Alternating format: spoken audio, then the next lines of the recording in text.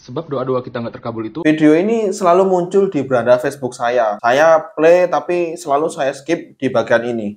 Keseringan doa kita nggak terkabul itu karena kita masih sering ragu sama doa-doa yang kita panjat. Walaupun ya ragunya itu sekedar sebiji upil dalam hati. Misalnya lu pengen dagangan laris nih. Ya Allah, walaupun ya hamba yakin kayaknya nggak bakal ada yang beli juga. Yang ujung-ujungnya mendukung teori Law of Attraction versi Islam. Dari mana dia tahu bahwa seseorang itu punya keraguan sebiji upil sehingga doanya tidak terkabul. Atau dalam istilah Law of Attraction tidak manifest. Ini jelas statement yang ambigu. Nggak ada yang bisa membuktikan bahwa seseorang itu memiliki keraguan sebiji upil. Pendapat ini jelas sekali berasal dari konsep Law of Attraction versi aslinya yang dari Barat. Bahwa keinginan kita nggak akan bisa dimanifest jika kita punya keraguan meski hanya 1%. Padahal udah jelas bahwa dalam Al-Quran disebutkan وَقَالَ رَبُّكُمُ ادْعُونِي أَسْتَجِبْ لَكُمْ. Dan Tuhan kamu berkata, berdoalah kepadaku, aku perkenankan kepadamu. Nggak ada itu kita temui kalimat, tapi kalau kamu punya ketidakyakinan meskipun sebiji upil, maka aku nggak akan mengabulkan doamu. Kemudian ada juga ayat yang lain. Wa idza sa'alaka ibadi anni fa inni qarib. Ujibu da'watad da'i idza da'an. Dan ketika hamba-hambaku bertanya tentang aku, maka sesungguhnya aku dekat. Aku memperkenankan doa-doa orang yang berdoa ketika dia berdoa kepadaku.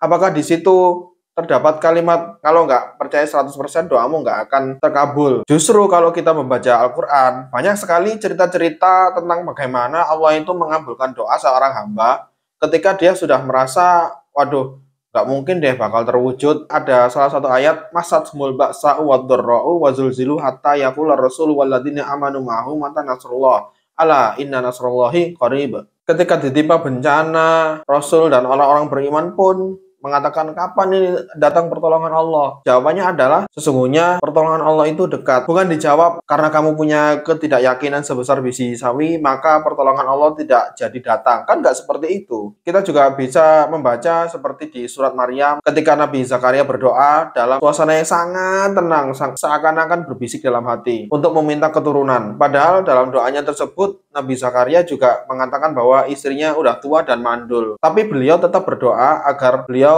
memiliki keturunan. Kemudian malaikat mengabarkan bahwasanya doanya didengar. Tapi Nabi Zakaria pun ragu sehingga meminta petunjuk. Pada akhirnya beliau tidak bisa ngomong selama 3 hari. Tentu masih banyak kisah-kisah dalam Al-Quran yang menunjukkan bahwa Allah itu selalu mengabulkan doanya meskipun dengan cara yang tidak bisa diukur oleh ukuran manusia. Bahkan ketika manusia sendiri aja ragu apakah ini akan terlaksana atau tidak. Dengan demikian adalah hal yang sangat-sangat manusiawi jika manusia itu punya sedikit sekali keraguan. Dalam berdoa memang kita harus yakin bahwasanya doa kita itu dikabulkan. Itu saya sangat setuju. Tapi kalau dikatakan bahwa penyebab doa tidak terkabul karena punya keraguan meskipun cuma sedikit, nah itu adalah statement yang sangat-sangat menghakimi. Jika kita berdoa kepada Allah dengan sungguh-sungguh, pasti akan dikabulkan.